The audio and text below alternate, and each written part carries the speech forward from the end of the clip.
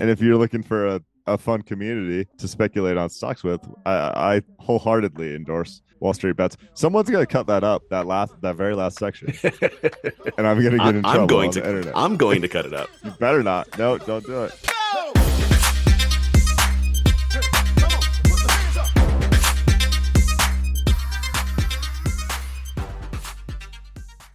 This podcast contains the arguably witty banter of two friends, Skippy and Doogles, that like to debate about investing. The content is intended to be entertaining and for informational purposes only, not investment advice. You should do your own research and consult a financial professional before using any of the information in this podcast, and especially before investing. Do you find yourself walking around the house and singing like some weird pharma commercial songs? Never have, never will. Well, I probably will, but never have. This morning, I woke up singing some A1C song. I don't even know what that is. The Olympics has been really bad for me because normally when we consume television around this house, it is ad free. The Olympics, our consumption of the Olympics has not been ad free. This is horrible, Douglas. I think the pharma companies, I don't know, spent $100 million on advertising. That's the only ads that are on, and they're on every 5 minutes. The thing that's fascinating to me about this is going down the same path about this is I watch these commercials and I go, what is the audience they think is looking at this? I'm not saying that it's wrong. It just seems like they have a very clear perspective on who's watching the Olympics. It's not me who they want to be watching it for sure. I don't know if it's people that can't go poo. Like, I'm not exactly sure. No, I'm gonna change it slightly, but every commercial seems to be like, if you have an upset stomach, this is the right treatment for you. Side effects include an upset stomach. Like it's who buys this junk? I don't get it. Yeah, like it has no impact on the thing that we're telling you that you're trying to impact. Other than Big Pharma makes money, as far as I can tell. That's true. That's true. Also, let's talk one other thing on the Olympics. I figured out why Snoop Dogg is there. Did you figure out why Snoop Dogg is there? We were talking about this last week. Because he's amazing and he becomes Hoop Dog. He has impressed with his performance, but I think that might speak more to the other sportscasters than him. But that's a different debate. There you go. No, they're just he's gonna be a host on The Voice. They're just advertising, like they're just marketing down our throat. It's the same thing as the big pharma commercials. I mean, come on. We were talking about rewinding the clock back to the 90s before and how with Nas and Snoop Dogg, you could never see yourself here. If you had shown Calvin Brodus back in the 1990s, Calvin Brodus is Snoop Dogg, people. If you had shown Calvin Brodus back in the 1990s, a picture of him on an advertisement with Martha Stewart and a picture of him and a video of him in a commercial with Reba McEntire, he would be confused. Like, that's the only thing. That's the only emotion. Come up, he'd just be confused. He'd be like, I think he'd be doing the sellout dance. I think he'd be like, I'm gonna have some cash. Okay, as you would say, buku wuku. Because that's the only reason to be in that situation. Or absolute failure. It's like, oh, this didn't work. Like, I should actually stop recording Doggy Style right now because this game is not going to work out.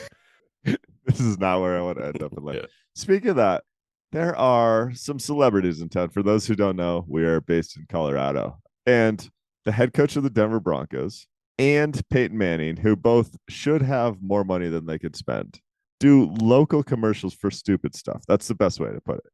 Douglas, explain this to me. The guys that make, Peyton was making tens of millions of dollars a year. He has his own production company. He's got to have more money than he could possibly know what to do with. And he's doing stupid local ads for like financing companies. Same with Sean Payton. What is going on here? It's very simple.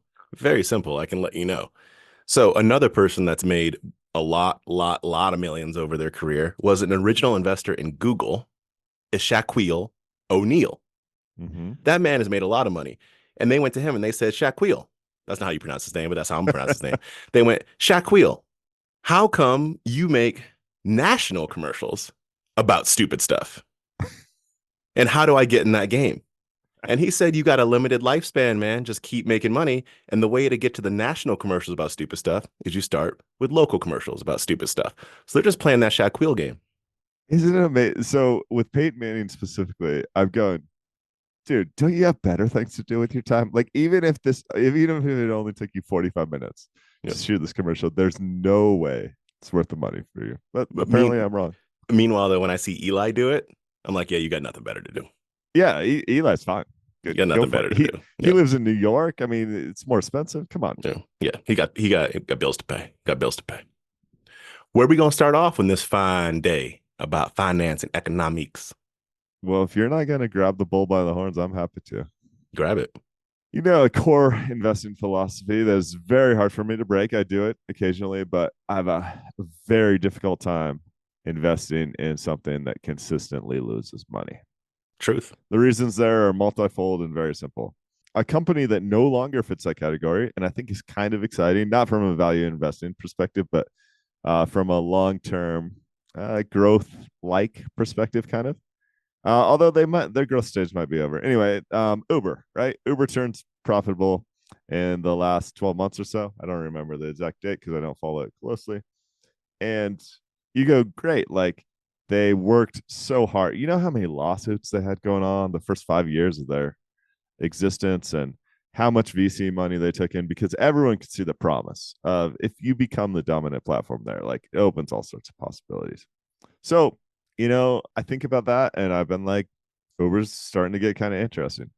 I saw a graph this week that I absolutely love, and I wish these were the dominant graphs for startup like hot tech companies, because they're so amazing. It is the cumulative operating loss for Uber over the course of a decade. And let me break it to you, Doogles. For the first 9 years, that graph goes down every quarter significantly. The cumulative operating loss of this company from 2014 to Q2 2023 is almost $32 billion. A lot of $1 billion. Now, I know people, and I'm not one of these people. I know people that go, ooh, look at all that future tax savings. That's not how I think about this. That's $32 billion that is lost. That's not a good thing. If you're in business to make money, that's not a good thing. Yeah. But as you said, it flipped. So now they're making probably $5 billion a quarter in profit. What are they making? When it flipped, I mean, this graph is slightly outdated, but I still love it. They did 300 million in operating profit for the quarter. Billion? My point here, million. My point here is, think how many. I mean, I hope it's not a decade, but it might be. You might have a decade of quality, hard work, profit making to just get back to zero here.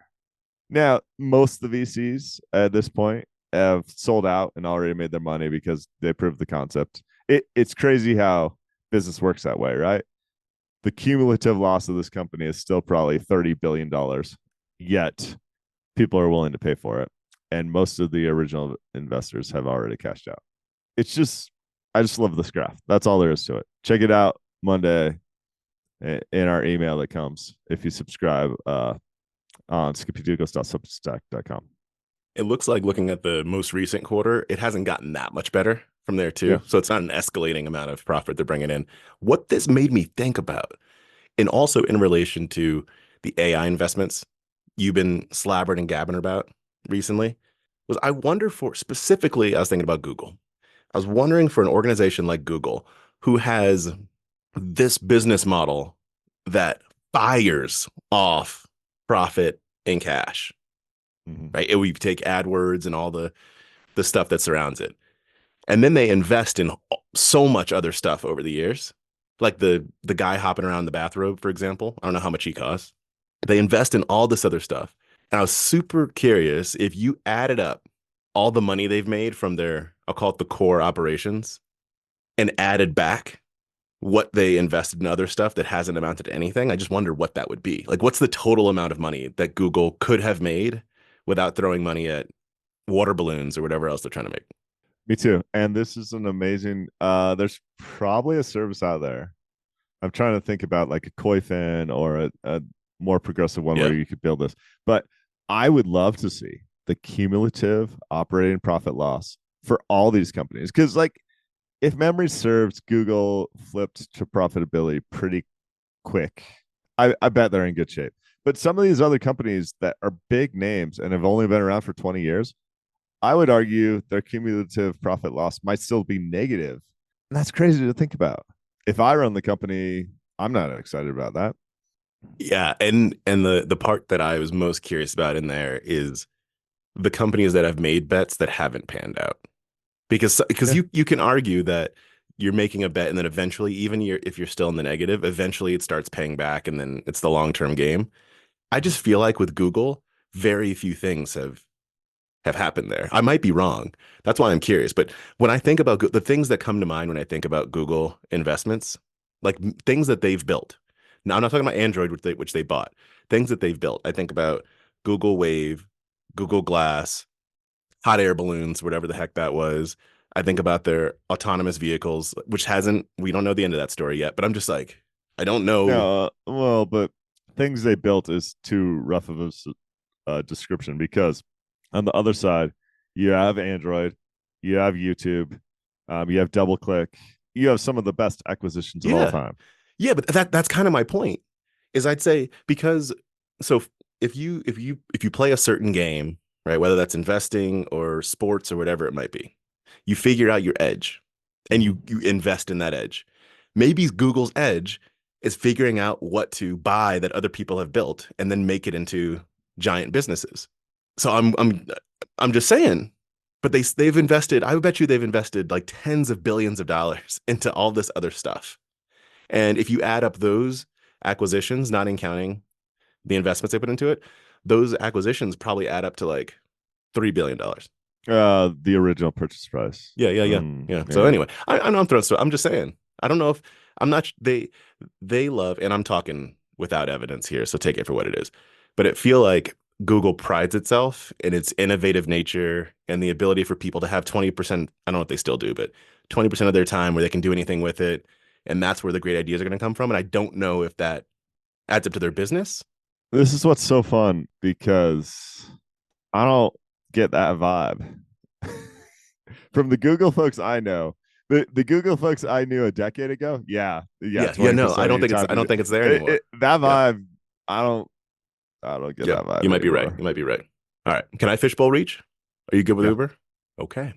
I'm a switch it up real hardcore and go back to a periodical we enjoy bringing up sometimes, which is called The Hustle. The Hustle has some interesting, I call it off the beaten path type posts where they discuss the economics of things that you may have wondered about, but they did the research on. This one is the history of the George Foreman Grill. Y'all know George Foreman. Y'all know George Foreman. He's that man you want to, every time you see him, it's kind of like the Pillsbury Doughboy. You want to put your little finger in his belly button. I know you do. I see you. I see you over there. I know you do. This man, George Foreman Grill, full name, George Foreman Lean, Mean, Fat Reducing Grilling Machine. That's the full name of this thing. I didn't know the history. And I'm just going to give a quick breakdown of it because I thought it was interesting to learn this. I didn't know it. Let me tell you what I imagined first. I thought George retired from boxing and said, I love me some burgers. I understand grilling technologies in and out, and I'm going to invent myself a grill. And then he starts selling this on the internet. That's what I thought happened. you really thought that? I really did. I didn't think much about it, but Yeah. that's what I thought. That's not at all what happened, which you probably already knew. So here's the quick story. Back in 1994 in San Francisco, there was a gourmet product show. So people would bring all their kitchen wares to this space to show it off, trade show style. One of the things that was there was take off the George Foreman. It was just the lean, mean, fat reducing grilling machine. They put that out there. They said, ooh, this thing, 2 burgers at a time. We done designed it so the fat doesn't drip off. People gonna buy it like hotcakes. It sat there like cold cakes. Nobody bought the thing. Very little interest. But there were a couple dudes that were walking through and they said, huh, this is actually like an interesting piece of machinery. One of them, it got bought by Salton Inc. was the name of the organization. And one of the guys I was walking through said, I'm gonna send this off to George Foreman. This dude does, so the part of my story I got right was he does like burgers. So they sent this off to George Foreman, and George, he liked it. And so he went, you know what? Let's cut a deal. So he cuts this deal where he will get 45% of the profits from the grill. Salton Inc. would get 45% of the profits. The remaining 10% would go to those people that discovered it, that saw it in the trade show that sent it to him. So that's the deal. Pretty solid. So over the course of the next year, remember this is 94, over 95, They go back to the show, doesn't sell that well, doesn't sell that well in Christmas, but then QVC comes. QVC comes. George Foreman hops on QVC, and it seems like I don't quite understand this story, but it seems like he's on there with a couple other hosts, and they get to gabbing, and he kind of was standing there doing a bunch of nothing and decides, I'm gonna eat myself a burger because I'm hungry. So he picks up that burger, takes a bite, and for some reason that bite of burger goes wildfire. And QVC, their phone lines, they said the janitors started picking up the phone lines because the phone lines were going off the hook. 40,000 grills in the next 3 minutes. Remember, this thing wasn't really selling. 40,000 grills in 3 minutes. At the time, according to this piece, QVC typically would have 74,000 calls in an hour. So 40,000 in 3 minutes. That's more. That's more. So then it starts to ramp up. Quick math. So let me tell you, I'll give you a couple more stats. So this was 96 by this point. The company sold $5 million worth of grills in 96. And then by 99, it was 200 million and 300 million in 2000. Remember, George, 45% goes to George. 5 million, 200 million, 300 million. That's money. Yeah, here's the estimated profits in 1999. Sales of about 200 million, estimated profit 90 million, and George Foreman takes home about 40 million of that. Not too bad, my friends. Not too bad. Not at all. Not at all. And then in 2000, Sultan Inc. was like, look, George, I'm going to buy you out. And he made a $137 million payout deal, which they made in $20 million increments over the next 5 years plus stock. That's solid. I don't know what else to say about this, but like that's super solid. And we talked about our boy Junior Bridgman last week. It's last week, right? Yep. Amazing thing is he probably is still worth more money than George Foreman. Although this is actual payouts where rather than estimated net worth. But crazy to think you could have someone who's one of the most recognizable people that anyone that is 35 years or older probably knows about the George Foreman Grill. Like it was a thing. And you can have some other six man in the NBA that does the right franchising strategy, makes similar amounts of money. It's crazy. And this was over for George. This was over like a decade is how, what this entire, including the payouts it took. And you said, which is accurate, you would have known if you was old. But let's take the youngins potentially too, because according to this, if you look at estimated monthly sales on Amazon in June of 2024, so not too long ago, the George Foreman Grill outsold the Gas One portable charcoal grill, the Charbroil portable propane grill, the Ninja outdoor grill, the Weber original kettle grill, and the Cuisinart griddler. This is units, I believe, not dollars. So yeah, that's fine. But that generation does not feel like know George like we feel like we know George. Exactly. He's on TV hucking this thing, and we loved it. I loved it.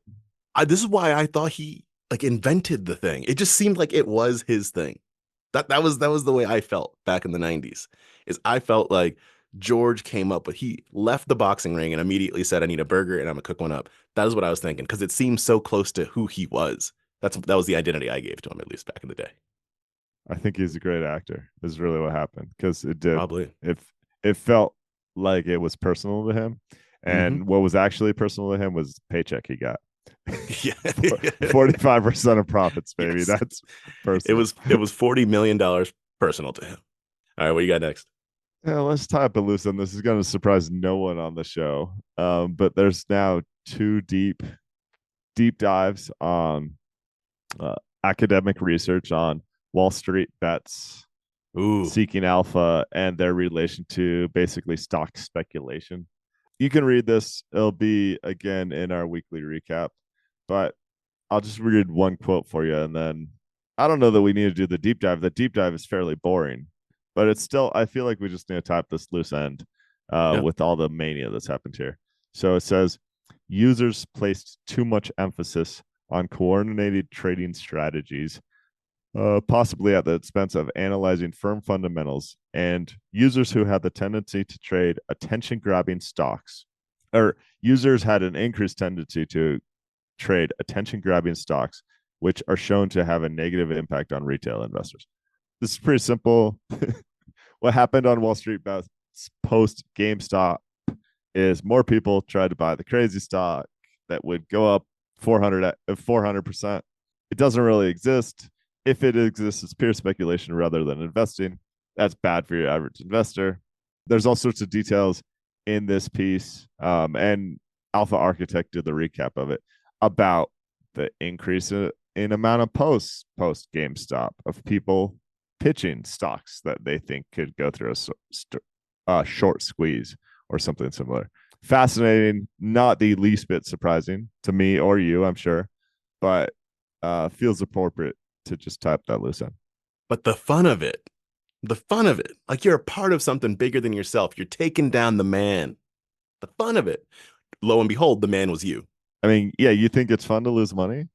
I don't. No, but I can see why people, this, you said it's not surprising, but I could see where there's a group of people that would look at this and be like, this is phony math. That's not the real math. Because I feel the real math. I feel the math when can you not see that? No, I can completely see it. And there's all sorts of organizations in your local community. The membership is often driven not by what the organization says they do, but by the feeling that people get when they go do that thing. Exactly. I think the feeling here of being part of a community, taking down the man, that's all fun. I'm just saying the price of admission is probably pretty great. Yes, that is high. So if you're in the market to make money, probably not the right strategy for you. Yeah, and if you're looking for a fun community to speculate on stocks with, I wholeheartedly endorse Wall Street Bets. Someone's gonna cut that up, that very last section, and I'm gonna get in trouble on the internet. I'm going to cut it up. You better not. No, don't do it. What might be most interesting here is going back to something you brought up a few times we discussed here on the pod around the time investment that it takes to put into your strategy and then the amount of money that you make.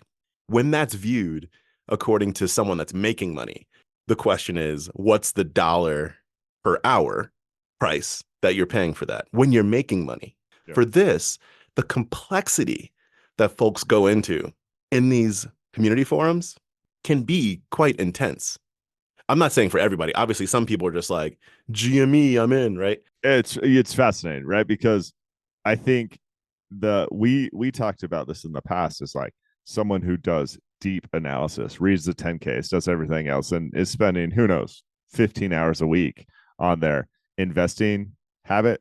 This person, I'd say the average person that's speculating on the next GameStop, and I'm generalizing here, so apologies, but it's like they might spend 15 hours a week scrolling through Wall Street Bets, but my thought is that's still time. Not doing deep analysis. Yeah, it's still time. It's still time. You're spending a lot of time on this, regardless.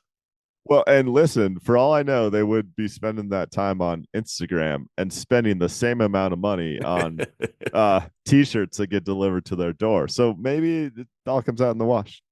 Hopefully they got a T-shirt out of this then. I would think so. I mean, that's actually a great idea. Like Intel, which, oh man, I want to talk about Intel. Intel should have had like a, hey, we guarantee that when we destroy value in our stock, we'll at least sing a T-shirt. Sorry. Just what came to mind when you brought up Intel. Somebody needs to head out to the cemetery, dig up Andy Grove, and wheel him back into this HQ. Whew. I sent you a text this week. It says, I love Intel. I couldn't run a company that poorly if I tried. Which was basically what the CEO said himself during the earnings report. I don't follow the day-to-day with hardly any of my stocks. For those who don't know, we'll give you a look back 3 years on the 3 years on the show. Intel was dirt cheap. It has been for a while. You go back 2 years, Intel had paid dividends consistently for decades and had raised those dividends consistently.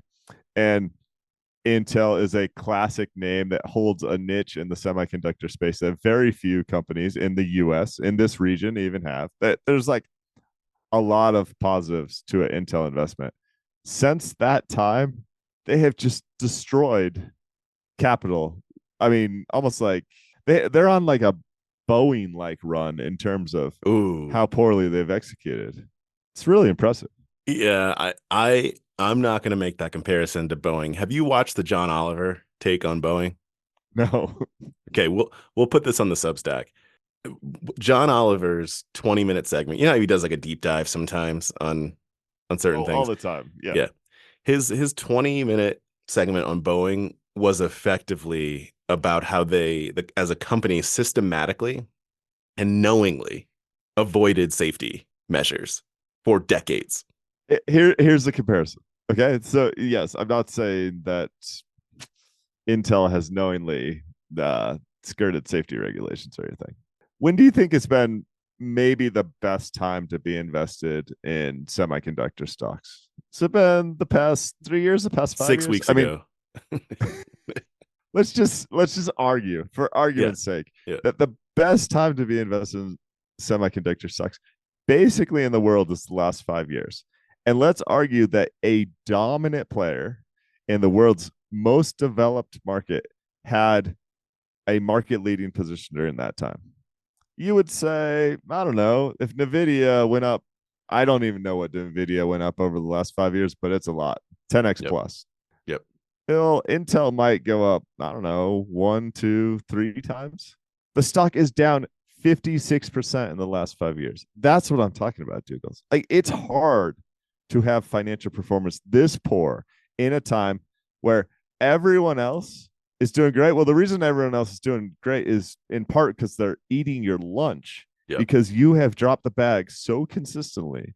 It's fine. Like, my position in Intel is so tiny, it does not really matter to my financial performance. And I've said, this could be a value trap. I think it's kind of fun to follow along. It's just been outrageously bad, like quarter over quarter. I'm like, I didn't think you could do that bad. And they've done it for 2 straight years now. It's really impressive. Here's the quote from Pat Gelsinger. This is the CEO of Intel. And this quote is his dream job, by the way. Yes, true. This quote is fully true. Everything about this quote is true. As we take these next steps in our journey, let's not forget that there has never been a greater need for what we do. True. That's true. That's what you just said, semiconductors. Mm-hmm. The world will increasingly run on silicon. True. And the world needs a healthy and vibrant Intel. Okay, I think all those words could be true. Like semiconductors with the hotness, increasingly becoming more important with the hotness. The world needs a healthy and vibrant Intel, but where is it? Like, he doesn't say, I'm going to build it. He just says that's what's needed. All he's telling us is what we know. That it would be great right now for America to be able to create semiconductors on our own soil. Check. Because semiconductors will become really, they are important. They will become increasingly important. Check. Just do the dag-nab thing. Stop telling me. Go private. And one of the businesses I support just outlaid for fancy new computers, and they are Microsoft computers. And for the last 40 years, inside that Microsoft computer, you would have had an Intel chip. Do you know what it has? A Qualcomm chip. There you go. That's how bad you've been. Yeah. And do you know what? That Qualcomm chip has better battery life, 3 times better performance. You've just dropped the ball. It's sad to see. It's what you were saying, I don't know, 6 months ago when we talked about Intel. This is a revered American company that I like to root for. I would love for them to be a superstar globally. This would be a comeback story that would be amazing to see. Absolutely amazing. I would love it. But at this point, I feel like maybe they are intentionally. I mean, so they laid off 15% of their workforce this week. Actually cut before they had cut their dividend. They will pay no dividend now. They're setting this up to be like the Rudy of computer chip Hollywood comeback stories. That's not a good. Rudy didn't come back. Rudy just played 5 seconds in the game. Well, but it's even more dramatic. We were the dominant player in the world as it relates to silicon, and now we are Rudy. That's how it's. Okay, that's fair. All right, I was a little dramatic there. Thanks for having some fun with me. I'm going to grab onto that, though, to reach into the fishbowl to talk about dominance. We've discussed dominance a couple times recently because of the concentration that exists right now in the stock market. There's a good amount of info coming out about dominance, historical dominance.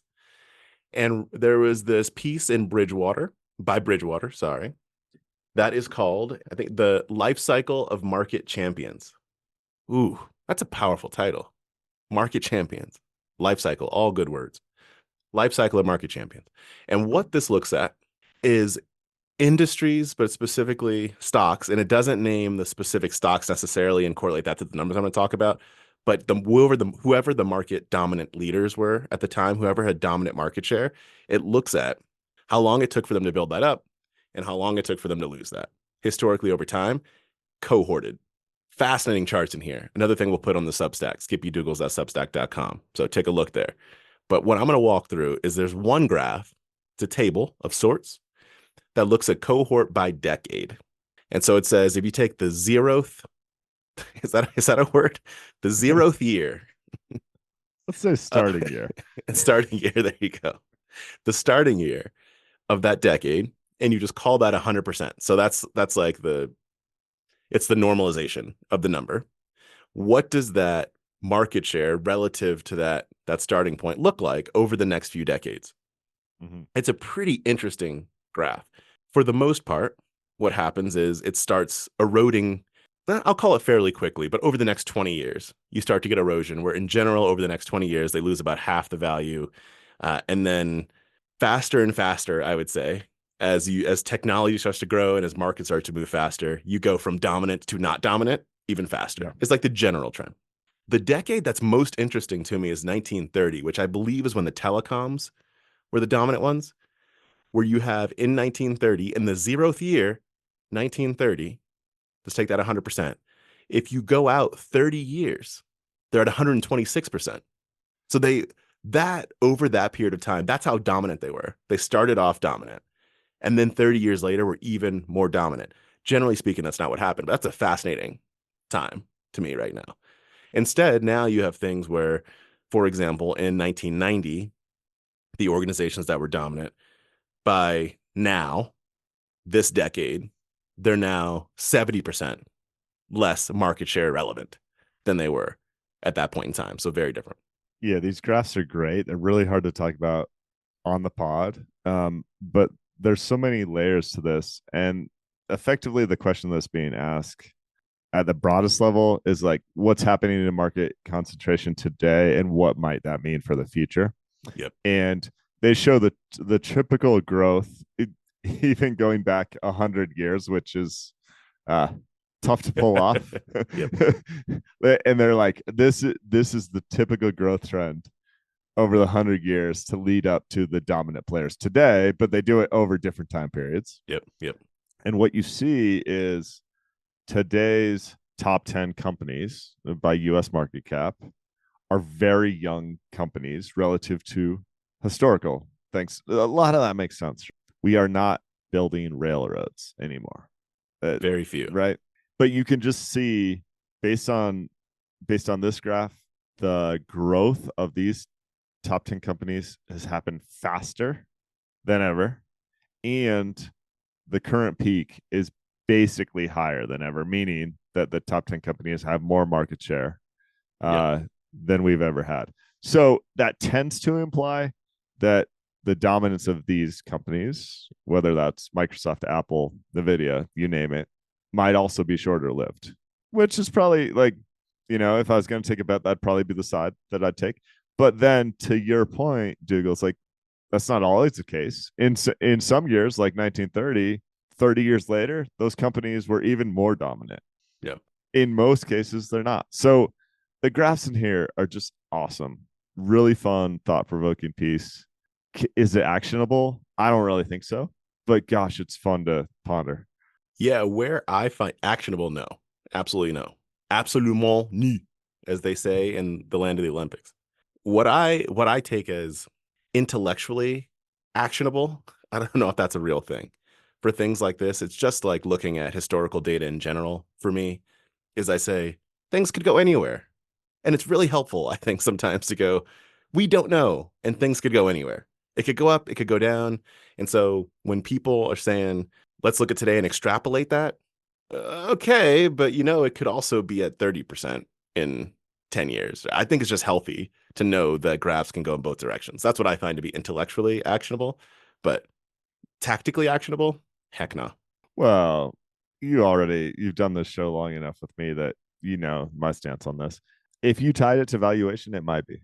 This is just okay. Yeah. Here's the top 10. You know, it's not like it top 10 that are at 100 price per sales versus top 10 that are at book value. Yeah. It's different. But when did the top 10 ever at like a fair valuation?